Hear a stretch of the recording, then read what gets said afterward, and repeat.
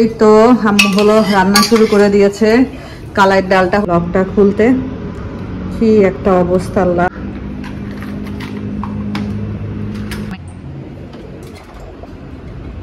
চলেই তো তখন আমি ভাইয়াকে জিজ্ঞেস করলাম যে ভাইয়া আমি যে তানজিলার জন্য ওভেনটা পাঠাইলাম ওভেনটা কি তানজিলা নেয় নাই? আসসালামু আলাইকুম, আশা করছি সবাই ভালো আছেন। আমরাও আলহামদুলিল্লাহ ভালো আছি।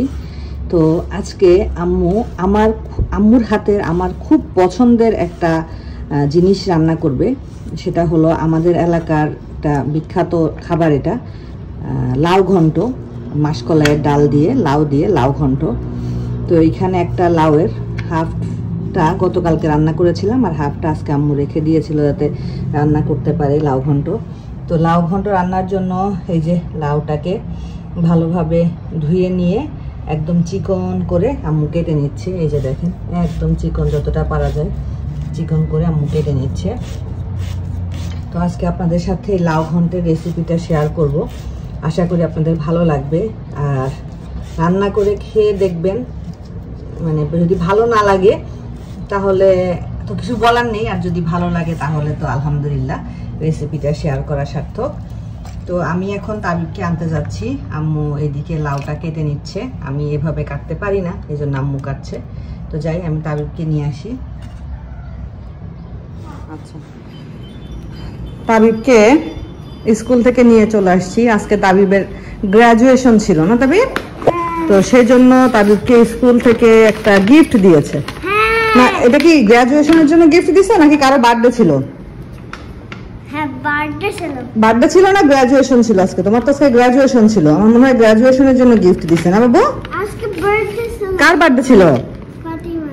হ্যাঁ দেখো, আচ্ছা বুঝছি, কার বার্থডে ছিল? আদ্রাস। আদ্রাস বার্থডে? হ্যাঁ, অলওয়েজ সবকিছু আদ্রা না, যা হবে সব আদ্রা। হ্যাঁ আচ্ছা, দেখি। যাই হোক, স্কুল থেকে একটা গুডি ব্যাগ নিয়ে আসছে। ও তাই তো, এই যে ফাতিহা, এই যে আজরা, আদ্রা না, এই যে ফাতিহা আজরা টার্নস 5।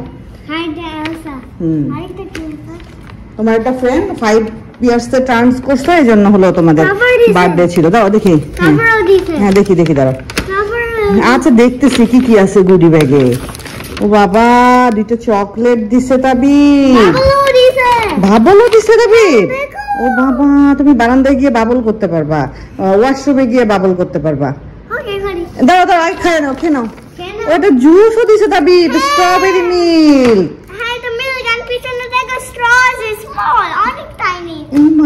খাবা নাকি তুমি এখন? বাবা এখানে কি দিছে? ও বাবা, দুইটা পেন্সিল, ইরেজার, শার্পনার, তারপর একটা রুলারও দিছে। খুব সুন্দর। এলসা, হ্যাঁ। ফাতিমা আজরা, ওই জন্য আদ্রা বলছে। চকলেট খাই ফার্স্ট, চকলেট খাচ্ছে। আজকে বাহিরে এত গরম, আমি যাওয়ার সময় তো হেঁটে গেছি, আসার সময় আর হেঁটে আনি নাই, ওকে গ্র্যাবে করে নিয়ে আসছি। তো এসে মনে হলো একটু ডাবের পানি খাই। গতকালকে এই হলো নিয়ে আসছিলাম, আমরা বাজার করতে গিয়েছিলাম, বাজার করতে গিয়ে রেডিমেড ডাব নিয়ে আসছিলাম, কিন্তু এখন এটাকে পানিটা বের করতে হবে। যেভাবে করে কাটা ছিল, এখন মাথাটা একটু ছাড়িয়ে দিয়ে পানিটা বের করতে হবে। একটু পানি পড়েও গেছে, তারপরে ডাবের পানি খাবো। ডাবের পানিটা খাইলে তো শরীরে একটা এনার্জি পাওয়া যায়, রিফ্রেশ লাগে। তো এরকম করে তো বিক্রি করে এখানে। এই তো রান্না বান্না তো চলছে। আমরা একটু ডাব খেলাম, ডাবের ভিতরে শ্বাস খেলাম, পানি খেলাম। আম্মু একটু ড্রাগন ফ্রুট খেলো, আম্মুর জন্য প্রতিদিনই ড্রাগনটা রাখার চেষ্টা করি, কারণ এই একটা ফলই আম্মু একটু তৃপ্তি সহকারে খেতে পারে, নরম যেহেতু। তো এখানে এখন ঘন্ট রান্না হবে। ঘন্টর জন্য তো লাউ কেটে রাখা হয়েছে। লবণ মাখাই রাখছো নাকি মা? লাউ আচ্ছা, এই লাউ লবণ মাখাইতে হবে না, কারণ ঘন্টর জন্য লাউ লবণ না মাখাইলেও চলে। এভাবে করে আম্মু কেটে রাখছে। এখানে পেঁয়াজ, কাঁচামরিচ, রসুন কেটে রাখা হয়েছে। আর এখানে হলো আম্মু কালাইয়ের ডাল নিচ্ছে, খুব বেশি না, 2 মুঠের মতো কালাইয়ের ডাল আছে। এগুলো দেশ থেকে নিয়ে আসছিল আম্মু আমার জন্য। আর এই যেটুকু আছে, এটা একদিন আম্মু রান্না করবে ইনশাল্লাহ। কালাইয়ের ডাল খেতে খুব মজা লাগে, এখানেও কালাইয়ের ডাল পাওয়া যায়। তো দেশের মতো অত মজা হবে না। এটা কি আমাদের কোনো খেতের নাকি কেনা? কেনা। আচ্ছা, আমাদের এই যে চরের জায়গা থেকে এখন কিছু আসে না? আমাদের চরে জায়গা আছে, তো ওইখান থেকে মাঝে মধ্যে আগে বাদাম, কালাইয়ের ডাল এগুলো আসতো, এখন আর ওরকম কিছু আসে না। যাই হোক, এটাকে এখন প্রেশার কুকারে আম্মু সিদ্ধ বসাবে। একটু পেঁয়াজ, একটু কাঁচামরিচ, না একটু রসুন দিয়ে আমরা যেভাবে ডাল সিদ্ধ করি ওইভাবে সিদ্ধ বসাবে আর কি।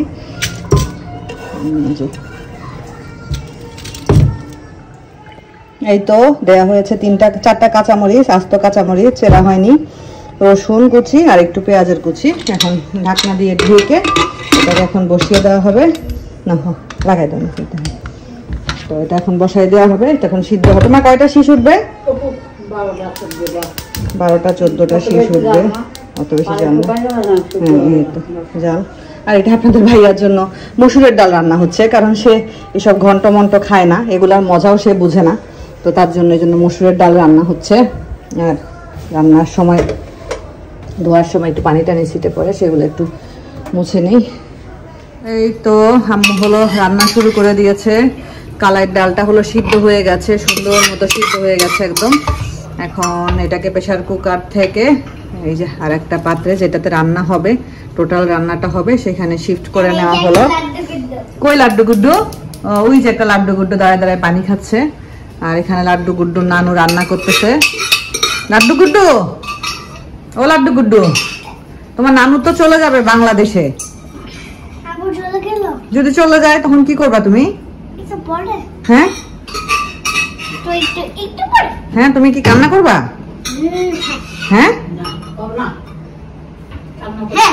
হ্যাঁ, কান্না করবে। তো এই যে দোকানের বাবার ডালটাও হয়ে গেছে, মসুরের ডাল। এখন সব এক এক কি কি দিব মা? এখন হলুদ, লবণ, সব দিতে। মরিচের গুঁড়া দেওয়া লাগবে? কাঁচা মরিচ আছে হালকা? আচ্ছা, এই যে হলুদ, এই যে লবণ। ও আচ্ছা, কদুর মধ্যে দিয়ে দিতে হবে। আর কদুটা অবশ্যই কচি হইতে হবে যাতে সুন্দরভাবে সিদ্ধ হয়ে যায়। আমার এই কদুটা একদমই কচি কদু। একটা তেজপাতা দিয়ে আম্মুকে সব আগায়। এই যে লাউটা দিয়ে দেওয়া হলো, সাথে একটা তেজপাতা দেওয়া হলো। এখন দেওয়া হবে হলো লবণ, স্বাদ অনুযায়ী লবণ। এই যে ডালের কিন্তু কোনো লবণ দেওয়া হয়নি, তাই ডাল এবং লাউ কতটুকু আছে পরিমাণ বুঝে লবণটা দেওয়া হচ্ছে। এখন দেয়া হলো হলুদের গুঁড়ো। এটাও খুবই সামান্য, খুব বেশি না, অনেক বেশি না, সামান্য পরিমাণ হলুদের গুঁড়ো, ওই হাফ চা চামচ পরিমাণ হলুদের গুঁড়ো। আসলে আপনারা যেরকম লাউ যেরকম ডাল নেবেন সে অনুযায়ী মশলাটা দিবেন। আর মশলাটা যে খুব বেশি হবে তাও কিন্তু না, পরিমাণ অনুযায়ী মশলা দিতে হবে। এখানে জিরা, যখন যে মশলাটা দেওয়া হচ্ছে এখানে জিরা, ধনিয়া আর অল্প একটু শুকনো মরিচ দিয়ে এটা ভেজে তেলে রাখা সেই মশলাটা দেওয়া হলো। আর আম্মু একটু শুকনো মরিচের গুঁড়াও দিবেন আমার। এই যে মা এটা এই যে সেটা, হ্যাঁ আদা রসুন বাটাও দেওয়া হবে একটু।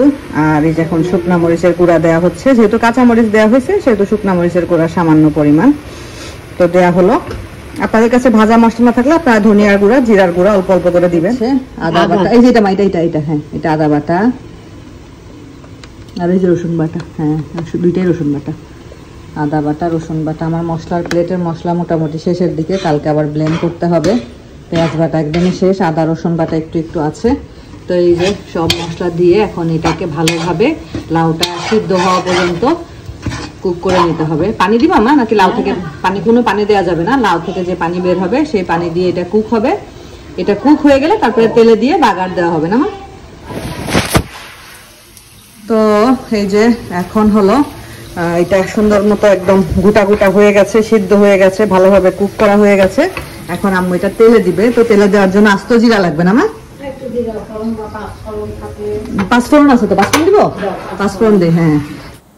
এই তো একটু পাঁচফোড়ন দেওয়া হলো তেল, পেঁয়াজ আর রসুনের মধ্যে। এখন এটাকে ব্রাউন কালার করে ভেজে নেওয়া হয়েছে। আর এটাকে এখন দিয়ে দেওয়া হবে এই যে লাউ এর ঘন্টের মধ্যে। এটা খেতে খুবই মজা, আপনারা কিন্তু বাসায় ট্রাই করে দেখতে পারেন এই রেসিপিটা। তো এটা এখন লাউয়ের মধ্যে ঢেলে দিয়ে খুব ভালোভাবে এটাকে লাউয়ের সাথে মিশিয়ে আর 1 থেকে 1.5 মিনিট কুক করে নিলেই হয়ে যাবে আর কি আমাদের মজাদার মাসকলাইয়ের ডাল দিয়ে লাউয়ের ঘন্ট। তো লাউটা আসলে অনেকেই পছন্দ করে, আমার খুবই পছন্দের একটা সবজি। আম্মু আর আমি কথা বলতেছিলাম, আম্মু ফোনে কথা বলতেছিল দেশে। তো হঠাৎ করে আমার বেডরুমের ধাম করে আওয়াজ হলো দরজা, পারলে তো ভালোই হইতো। এখন লক হয়ে গেছে দরজা, কোনো মতে খোলা যাচ্ছে না। দেখি দাঁড়াও দাঁড়াও, এখন সব এই চাবিগুলো ঢুকতেছে কিন্তু হলো দরজা খোলা যাচ্ছে না। ভিতরে হলো বাথরুমে আম্মু কাপড় চুপড় ভিজাইছে, গোসল করবে। এই মুহূর্তে ফোন আসছে, ফোনে কথা বলতে গিয়ে এই যে লক হয়ে গেছে।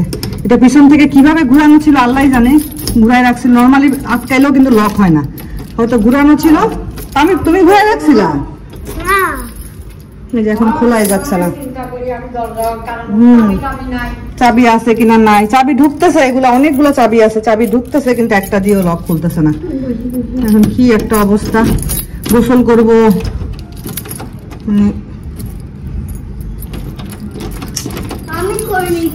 তোমাকে বলতেছি না বাবা, গোসল করাই দিলাম। এই যে সে গোসল করে নিয়েছে। বাচ্চা ঘুমায় যাচ্ছ? তাবিব টায়ার্ড, ঘুমায় যাচ্ছে। আর এদিকে লক তো ডোর লক হয়ে আছে। আপনাদের ভাইয়া আসলো, এসে আমাদের ম্যানেজমেন্ট অফিসে গেল। ওদের কাছে তো অনেক সময় পরিচিত লোক থাকে, তো যাক আলহামদুলিল্লাহ একজনকে পাওয়া গেছে। উনি এসে এখন ঠিক করে দিয়ে যাবে, বাসায় এসে ঠিক করে দিয়ে যাবে, মানে খুলে দিয়ে যাবে, ঠিক করে দিয়ে যাবে কি খুলে দিয়ে যাবে। 80 রিঙ্গিত নিবে। 80 রিঙ্গিত মানে আমি একটু হিসাব করে আপনাদেরকে বলি যে আপনাদের ভাইয়া টাকা দিয়ে গেছে, তো কত টাকা লাগবে লক খুলতে সেটা আমি আপনাদেরকে একটু হিসাব করে দেখাই। 80 রিঙ্গিত যেহেতু 80 × 28 মানে 1 রিঙ্গিত সমান 28 টাকা বাংলাদেশের। তো এই যে 2240 টাকা লাগবে এখন এই লকটা খুলতে। কি একটা অবস্থা আল্লাহ, কি আর করব, তালা যতক্ষণ খোলা না হয় ততক্ষণ তো আর বসে থেকে লাভ নাই। এদিকে খিদাও লেগে গেছে অনেক, আম্মুও খেতে বসছে। হ্যাঁ হ্যাঁ, আর তাবিবকেও খাওয়াই দিলাম। তোষানি স্কুল থেকে আসলো, তোষানি একটু পরে খাবে বলতেছে, তো খাইতে বসে গেলাম। এই যে লাউ ঘন্ট আর কালকে লাউ শাক ছিল, সরি লাল শাক ছিল, লাল শাক দিয়ে এখন এই যে খাবো।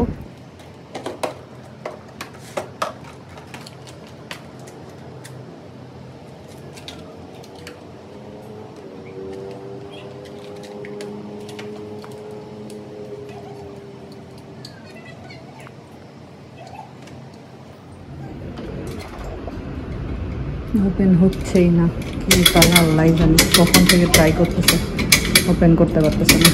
এই একটা অবস্থা। আমি আর আম্মু হে যে আম্মু দাঁড়াই আছি, আল্লাহ আল্লাহ করে ওপেন হয়ে গেল তো আলহামদুলিল্লাহ। এরকম সমস্যা এর আগে কখনো ফেস করি নাই আসলে। আলহামদুলিল্লাহ অবশেষে খুলছে, আলহামদুলিল্লাহ। যাই হোক আলহামদুলিল্লাহ, অনেক কিছু করে তো চাবি দিয়ে লোক ডেকে নিয়ে এসে খোলা গেল বেডরুমের ডোর। তো কিছু করার নাই, অ্যাক্সিডেন্ট এভাবেই হয় আসলে। আমাদের নিজে থেকে, তবে কথা বলো না, আমি ভিডিও করি বাবা।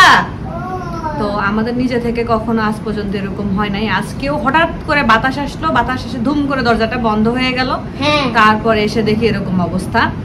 কিছু করার নাই, অ্যাক্সিডেন্ট তোর বলে কয়ে আসে না, অ্যাক্সিডেন্টই তো। সেই হিসাবে যাই হোক আলহামদুলিল্লাহ সুন্দর মতো রোডটা খোলা গিয়েছে, এটাই হলো আলহামদুলিল্লাহ। আর আমার কমেন্ট বক্স তো আমি খুব একটা আমার চেক হয় না, বাট গতকালকে একটু ঢুকেছিলাম কমেন্ট বক্সে একটু চেক করার জন্য। তো কমেন্ট বক্স চেক করতে গিয়ে একটা প্রশ্ন মানে এত বেশি আমার কাছে আসছে, সেটা হলো আপু আপনি যে গিফট হিসাবে তানজিলাকে ওভেনটা দিয়েছিলেন সেটা তানজিলা নিয়ে যায়নি, কেন নিয়ে যায়নি আপু? এটা আপনাদের কাছে, আপনারা আমার কাছে প্রশ্ন করেছিলেন, অনেকগুলা কমেন্ট, ইভেন মেসেঞ্জারও 2-1 আপু আমাকে নক করে বলছে আপু আপনি না গিফট দিলেন, তানজিলা তো অনেক গিফট নিয়ে গেছে, ওর সব কিছুই নিয়ে গেছে, ওই ওভেনটা তো দেখলাম না আপু। তো তখন আমি নর্মালি আমার খুব একটা ভিডিও সবসময় দেখার সময় হয় না, হয়তো পরে দেখি। তো আমি তানজিলার চ্যানেলে গিয়ে ওর ভিডিও দেখতেছিলাম যে হ্যাঁ ভাইয়া ভাবি, তারপরে আমি সাকিবের জন্য যা গিফট করেছি ওগুলা, তারপরে তানজিলাকে এখানে সবাই আপুরা অনেক গিফট করেছেন সেগুলা, তো শাশুড়িদের জন্য যা কেনা হয়েছে সব কিছুই ওর শ্বশুর বাড়িতে নিয়ে গেছে আর কি। তো আমি আর ওভেন দেখি নাই, তো আমি ভাবছি যে যাই হোক নিবে হয়তো পরে। তো তারপরে আবার আমি মেসেঞ্জারে একজন আপু আমাকে নক করলো, নক করে জিজ্ঞেস করতেছিল। তো তখন আমার মানে মনে হইলো যে আমি ভাইয়াকে নক করে জিজ্ঞেস করি যে ভাইয়া তানজিলা কি ওভেন নেয় নাই? আমার কাছে এটা মনে হয়েছে যে সবাই যেহেতু আমাকে প্রশ্ন করতেছে, আবার ভাবির ভিডিওতে ঢুকলাম, দেখি ভাবির ভিডিওতে অনেকেই কমেন্ট করছে যে ওর ফুপি যে ওকে ওভেন দিল সেটা ওকে দেন নাই আপু, এরকম কমেন্ট আর কি। তো আমার মনে হয়েছে যে না দেওয়ার তো কিছু নাই, কারণ আমি যখন ওভেনটা কিনছি তানজিলার সাথে আমার তখন কথা হচ্ছিল। তো তানজিলা তখন আমাকে বলতেছিল, ফুপ্পি আমার বান্ধবী আমাকে ফোন দিয়ে বলতেছে তোর ফুপ্পি তোর জন্য ওভেন কিনছে, বলছে আমার বান্ধবী আমাকে খবরটা দিছে, মানে অনেক হ্যাপি ছিল। তারপর আরেকদিন আমি ওকে বললাম যে আমি তো তোমার ওভেনের বক্সটা এখানে একদমই খুলি নাই, কারণ খুললে আবার ওইভাবে আমি বক্স করে দিতে পারবো কিনা ইলেকট্রনিক জিনিস, তো তুমি আনবক্স করো। বললো যে সমস্যা নাই ফুপ্পি, সাকিব আর আমি মিলে খুলবো ইনশাল্লাহ। তো অনেক এক্সাইটেড, আর স্বাভাবিক ওর জায়গায় আমি থাকলে আমিও এক্সাইটেড হতাম নতুন একটা জিনিস। তো আমি ভাইয়াকে নক করলাম, ভাইয়াকে নক করে জিজ্ঞেস করলাম যে ভাইয়া আমি যে ওভেন দিলাম তানজিলা কি ওভেন নেয় নাই? তো ভাইয়া আমাকে বলতেছিল যে ওভেন আমরা যাব যখন, মানে ভাইয়া ভাবিরা যাবে বলছে তখন তো আমরা গাড়িতে যাব, তখন ওভেন সাথে করে নিয়ে যাব। ওরা তো আসলে মোটর সাইকেলে যাওয়া আসা করে, আর যে বক্স ভর্তি গিফট নিয়ে গেছে ওইটা নিতে ওদের অনেক কষ্ট হয়েছে। তো বলতেছে আমরা যখন যাব গাড়িতে করে, কারণ ওভেনটা অনেক ভারী, ওভেনটা 12.5 কেজি আমরা মাপছিলাম এখানে, 12.5 কেজি ওভেনটার ওজন। তো ওইটা মাইক্রোওয়েভ একটা, যাই হোক। তো এটাই হলো কথা। আসলে আমি তো গিফট করেছি আলহামদুলিল্লাহ, আমার সামর্থ্য অনুযায়ী আমি যতটুকু যাকে পেরেছি গিফট করেছি, আমার ভালো লেগেছে। গিফট পাইতেও যেমন ভালো লাগে, গিফট দিতেও কিন্তু ভালো লাগে। এটা কিন্তু একদম সাধারণ নিয়ম। আপনি একটা জিনিস যখন গিফট পাবেন, আপনার যে খুশিটা কাজ করবে, আপনি আরেকজনকে যখন গিফটটা দিবেন তার মুখে যে খুশিটা, সে গিফটটা পেয়ে যখন আপনাকে বলবে যে সুন্দর হয়েছে বা এরকম ওরকম, সেটাও কিন্তু আপনাকে অনেক বেশি খুশি দিবে। তো আমিও সেটা মনে করি। যাই হোক, এখানে আসলে আপনারাও কোশ্চেন করেছেন, হ্যাঁ কোশ্চেন করা স্বাভাবিক, কারণ যেহেতু দেখেন নাই এজন্য হয়তো কোশ্চেন করেছেন। আবার আমিও আসলে ওইভাবে খেয়াল করি নাই, কারণ আমার মনে হয়েছে গিফট দিছি, আর গিফট একটা কাজের জিনিস, ওর সংসারের জিনিস, অবশ্যই ওর কাজে লাগবে আশা করি ইনশাল্লাহ।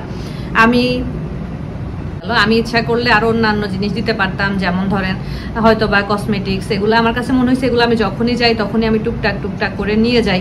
তো এগুলো এখন আসলে দেওয়ার কোনো ইয়ে হয় না। ওর এখন বিয়ে হয়েছে, সংসার হয়েছে, আস্তে আস্তে সংসার করবে, তো সংসারের জিনিস দিলে ওর কাজে লাগবে। আর এই যে মেকআপ আইটেম, ব্যাগ ট্যাগ, এগুলো তো সবাই দিছে, সবাই নিছে, ভাবিও নিছে, অনেকে গিফট করছে। তো আমার কাছে এটাই মনে হয়েছে যে এটাই দেই, এখানে থেকে পাঠাই, এখানকার ইলেকট্রনিক জিনিস ভালো। তো এই আর কি। যাই হোক, আপনাদেরও মানে হয়তো বাড়িটা জানার ছিল, আর আমিও প্রথমে খেয়াল করি নাই, পরে আপনাদের অনেক কমেন্ট পেয়ে, আপনাদের অনেক কথায় আমিও ভাবলাম যে আসলেই তো। তখন আমি ভাইয়াকে জিজ্ঞেস করলাম যে ভাইয়া আমি যে তানজিলার জন্য ওভেনটা পাঠাইলাম, ওভেনটা কি তানজিলা নেয় নাই? তো ভাইয়া তখন আমাকে বললো। তখন আমি প্রথমে এটাই ভাবছি, আপনারা যখন কমেন্ট করতেছিলেন আমি এটাই চিন্তা করছি হয়তো ও ক্যারি করে নিতে পারে না, যেহেতু ওরা মোটর সাইকেলে যাওয়া আসা করে। এই তো যাই হোক, আপনাদের সাথে শেয়ার করলাম। আপনাদের প্রশ্ন ছিল, আপনাদের উত্তর আমি দেওয়ার চেষ্টা করেছি। আমার কাছেও আপনাদের কথা শুনে মনে হয়েছিল, আমিও আমার উত্তর পেয়ে আপনাদের সাথে শেয়ার করলাম। ইনশাল্লাহ যখন ভাইয়া ভাবি যাবে, ও আসলে এটার ভিডিও করার কি আছে, গিফট তো গিফটই আপনারা দেখছেন আমি দিছি, যদি ভাইয়া ভাবি বা তানজিলা দেখায় তখন আপনারাও দেখতে পাবেন। তো আজকের মতো আমি আপনাদের কাছ থেকে বিদায় নেই। সবাই ভালো থাকবেন, সুস্থ থাকবেন, আল্লাহ হাফেজ।